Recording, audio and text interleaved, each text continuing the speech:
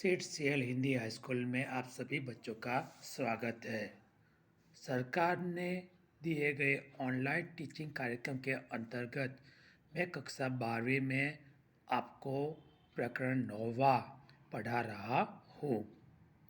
उस प्रकरण में हमने बच्चों आगे के कई सवाल देखे थे, जिसमें आंतरिक व्यापार और अंतर्राष्ट्रीय व्यापार, आंतरिक व्यापार और विदेश व्यापार के बीच में अंतर, विदेश व्यापार के कारण, ऐसे कई सवाल हमने देखे थे और उसके जवाब भी देखे थे।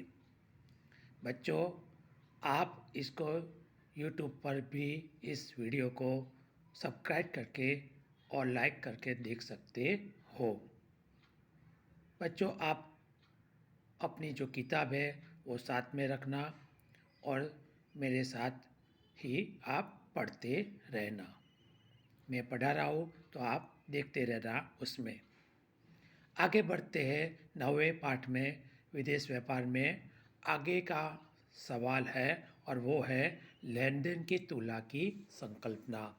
ये भी दोस्तों एक IMP सवाल है। देखते हैं लेन देन की तुलना की संकल्पना। लेन देन की तुलना अर्थात किसी एक देश की अन्य देशों के साथ व्यापार मूल्य का विवरण। फिर से एक बार कह देते हैं दोस्तों, लेन देन की तुलना अर्थात क्या? तो लेन देन की तुलना अर्थात किसी एक देश की अन्य देश के साथ व्यापार मूल्य का जो विवरण है। एक देश का दूसरे देश के साथ जो व्यापार मूल्य का विवरण है उसे हम लेन देन की तुलना कहेंगे, जिसमें वस्तुओं तथा सेवाओं के व्यापार मूल्य, साधनों की हेरफेर, खर्च और पूंजीगत व्यापार मूल्य की नोंद की जाती है। इसमें किसकी नोंद होती है दोस्तों? तो जो वस्तु और सेवा है उसका व्यापार मूल्य, साधनों की जो हेरफेर का खर्च है और जो पूंजीगत व्यापार मूल्य है, उस दोनों की नोंद की जाती है। आगे देखते हैं उसका अर्थ फिर से एक बार। वर्ष दौरान देश की भौतिक यानी कैसी वस्तुएं? दृश्य, जिसको हम देख सकते हैं, और अभौतिक यानी अदृश्य चीज़ों, सही है दोस्तों, जिसको हम देख नहीं सकते। वस्तु जो होती है उसको हम भौतिक वस्तु कहेंगे, जबकि जो सेवा है उससे हम अभौतिक वस्तु कहेंगे। तो फिर से देख लेते हैं। वर्ष दौरान देश की भौतिक और अभौतिक चीज़ों की आयात निर्यात मूल्य को प्रदर्शित करता विवरण अर्थात लेन देन की तुलना। अभी भी आपको मैंने बताया कि भौतिक या दृश्य चीज़ अर्थात वस्तु और अभौतिक या अदृश्य चीज़ें अर्थात सेवाएं। लेन देन की तुलना के दो खाते हैं, अर्थात जमा खाता और दूसरा है उधार खाता। विदेशों से देश में होने वाली तमाम आय को जमा खाते में और विदेशों में किए जाने वाले तमाम भुगतान को उधार खाते में दर्शाया जाता है। फिर से देख लेते हैं बच्चों। आप वैसे तो अकाउंट के विद्यार्थी है ही, तो आपको तुरंत पता चल ही जाएगा। तो अभी एक बार फिर से देख लेते हैं कि विदेशों से देश में होने वाली तमाम आय को, विदेशों से अपने को जो आय अपने देश में हो रही है उसको, विदेश से होने वाली आय को हम जमा खाते में दर्शाएंगे, और विदेशों में जो चुकाई जाने वाली रकम है, भुगतान है, उसको हम उधार खाते में दर्शाएंगे। आगे देखते हैं दोस्तों लेन देन की तुलना के प्रकार। दोस्तों, लेन देन की तुलना के मुख्य दो प्रकार है, और वो है एक संतुलित तुलना और दूसरा है असंतुलित तुला। संतुलित तुला में जमा और उधार खाते का योग समान होता है, जिसे हम संतुलित तुला कहेंगे। संतुलित तुला में जो जमा खाता होता है उतना ही उधार खाता होता है, दोनों का योग समान होता है, इसीलिए हम उसको संतुलित तुला कहेंगे। जबकि असंतुलित तुला में जमा और उधार खाते का योग समान नहीं होता, तभी हम उसको असंतुलित तुला कहेंगे। यदि जमा खाते का योग उधार खाते के योग से अधिक हो तो लेन देन की तुला में स्थिर है, ऐसा कहा जाता है। फिर से देख लेते हैं।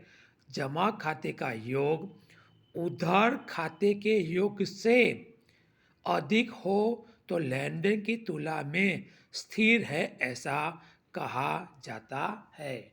यानी कि विदेश में से जो अपने को आय प्राप्त हो रही है वो ज़्यादा है और चुकाने वाली जो भुगतान है वो कम है, तो उसे हम लेन देन की स्थिर तुला कहेंगे।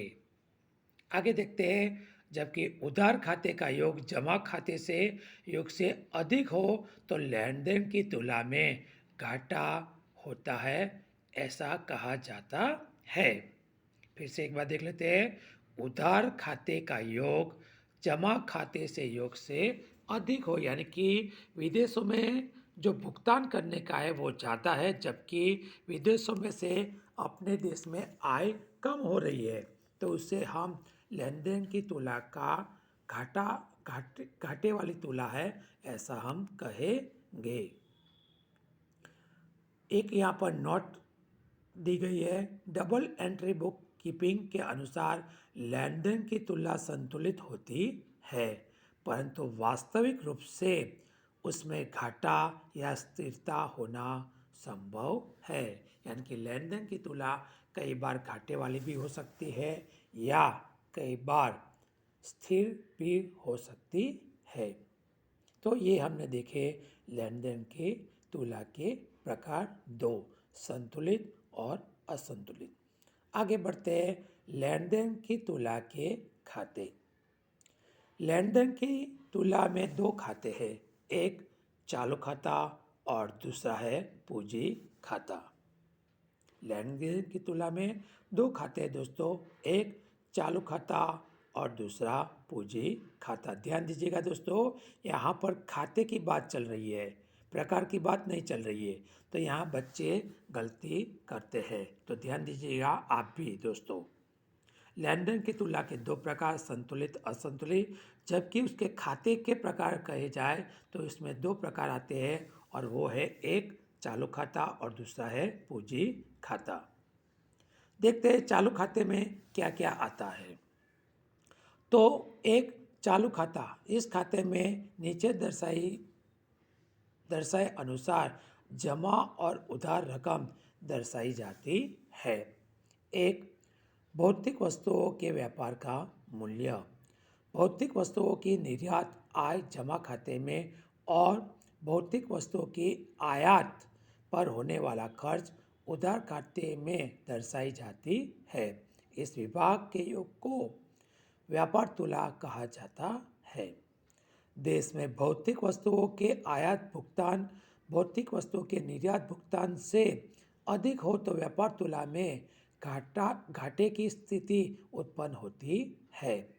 इससे विपरीत हो तो व्यापार तुला में हानि दर्ज किया जाता है। दूसरी बात है, अभौतिक सेवाओं में निर्यात या आयात से होने वाली आय और खर्च का विवरण चालू खाते में दर्शाया जाता है। उसमें एक और दो के संयुक्त योग को चालू खाते की तुलना कहा जाता है। दो, ये हमने बात कही चालू खाते की। आगे बढ़ते हैं और दूसरा खाता है और वो है पूंजी खाता। इस खाते में एक देश का अन्य देश के साथ पूंजीगत व्यवहारों का मूल्य दर्शाया जाता है, जैसे बॉन्ड, शेयर, सोना, पूंजीगत निवेश इत्यादि तथा स्थायी पूंजी निवेश बताया जाता है। चालू खाता और पूंजी खाते के योग को लेन देन की तुला कहा जाता है। देखते हैं आगे उसका एक और सवाल, लेन देन की तुला को असर करने वाले परिबल। लेन देन की तुला को असर करने वाले परिबल अर्थात देश में आयात निर्यात, पूंजी साधनों की हेरफेर, पूंजी निवेश, ऋण इत्यादि को असर करने वाले परिबल इत्यादि का समावेश होता है। ऐसे परिबलों के कारण तुला में स्थिर अथवा घाटा उत्पन्न हो सकता है। ऐसे परिबल सामान्य रूप से देश के आर्थिक विकास के स्तर पर आधारित होते हैं। ऐसे कई परिबलों को नीचे दर्शाया गया है। उसमें पहला है विनिमय दर। विनिमय दर भी लेन देन की तुला को असर करता है। दूसरा है विनिमय होने वाली वस्तु और सेवाओं की देश तथा विदेश में उसकी कीमत। वस्तु और सेवा की जो कीमत होती है वो भी लेन देन की तुला को असर करती है। तीसरा परिबल है विनिमय होने वाली वस्तुओं की विविधता और गुणवत्ता। चौथा है अनिवार्य आयात। पांचवा है देश के आर्थिक विकास का स्तर। छठा है व्यापार पर राजकीय एवं कानूनी अंकुश। सातवां है व्यापार को आधार प्रदान करने वाली सुविधाएं जैसे कि यातायात, संदेशा व्यवहार, अन्य आंतरिक ढांचागत सुविधाएं इत्यादि। तो यहाँ पर दोस्तों हमने लेन देन की तुला का अर्थ देखा, लेन देन की तुला के प्रकार देखे, लेन देन की तुला के खाते देखे और लेन देन की तुला को असर करने वाले परिबल देखे। अब हम आखिरी प्रश्न पर जा रहे हैं दोस्तों, और वो है विदेशी विनिमय दर की संकल्पना।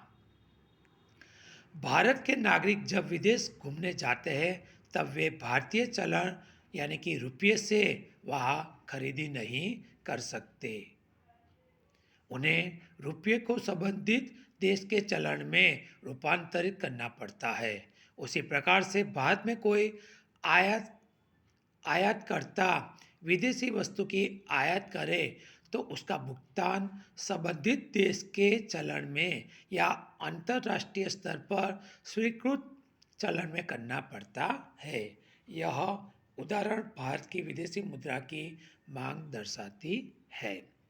उसी प्रकार से विदेशी भी भारत में रुपये की मांग कर सकते हैं।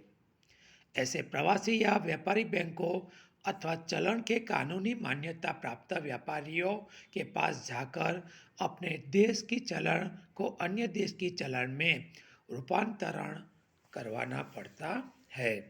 इस प्रकार का रूपांतरण उस समय प्रवर्तमान विनिमय दर पर होता है। यहाँ पर उस वक्त पर जो विनिमय दर चल रहा है उस विनिमय दर के आधार पर वो चलन रूपांतर करना पड़ता है, जिसे हम उस दर को विनिमय दर कहेंगे। यहाँ देखते हैं विनिमय दर का अर्थ।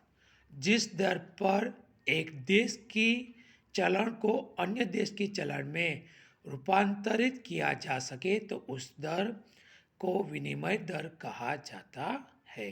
फिर से, जिस दर पर एक देश की चलन को अन्य देश की चलन में रूपांतरित किया जा सके वैसे दर को विनिमय दर कहा जाता है। फिर से देखते हैं, एक देश के चलन अन्य देश के चलन में रूपांतरित होने के मूल्य को विनिमय दर कहते हैं।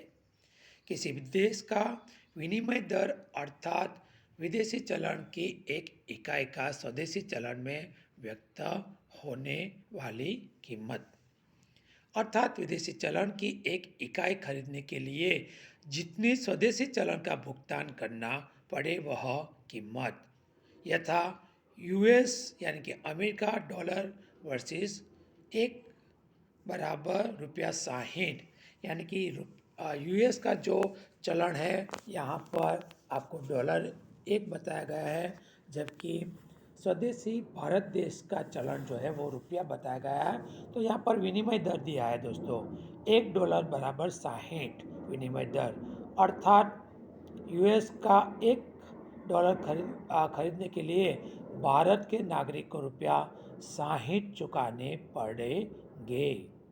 यदि भारत के लिए विनिमय दर ऊंचा हो तो भारत के चलन का अंतर्राष्ट्रीय बाजार में मूल्य घटा है ऐसा कहा जाएगा, क्योंकि विदेशी चलन की एक इकाई खरीदने के लिए अब अधिक रुपया देना पड़ेगा, अर्थात विदेशी चलन की कीमत ज़्यादा होगी और भारत में रुपये का मूल्य कम होगा। पहले यूएस यानी कि डॉलर एक बराबर रुपया 60 दर ऊंचा होने पर यूएस डॉलर एक बराबर रुपया 65। पहले आप $1 खरीदने के लिए रुपया 60 रुपया देते थे, जबकि अब वही $1 खरीदने के लिए आपको 65 रुपया देना पड़ता है, ताकि आपके रुपये का जो मूल्य है वो घटा हुआ देखने को मिलता है। ठीक उसी प्रकार भारत के लिए विनिमय दर नीचा हो तो रुपये का मूल्य बढ़ेगा। यहाँ पर यदि विनिमय दर नीचा होगा यानी कि $1 के बदले में 45 रुपया होगा, तो पहले आपको $1 खरीदने के 60 रुपये चुकाने पड़ते थे, जबकि अब आपको 45 रुपया चुकाना पड़ता है, यानी कि विनिमय दर नीचा है। तो अब आप उन रुपयों से ज़्यादा डॉलर या वस्तुएं खरीद सकते हो, सही है। तो यहाँ पर ये आपको आगे भी रुपये के बारे में उदाहरण बताया जो मैंने आपको टूक में कहा। तो यहाँ पर दोस्तों ये जो पूरा प्रकरण है वो समाप्त होता है। तो बस बच्चों, आज के दिन के लिए बस इतना ही। अस्तु।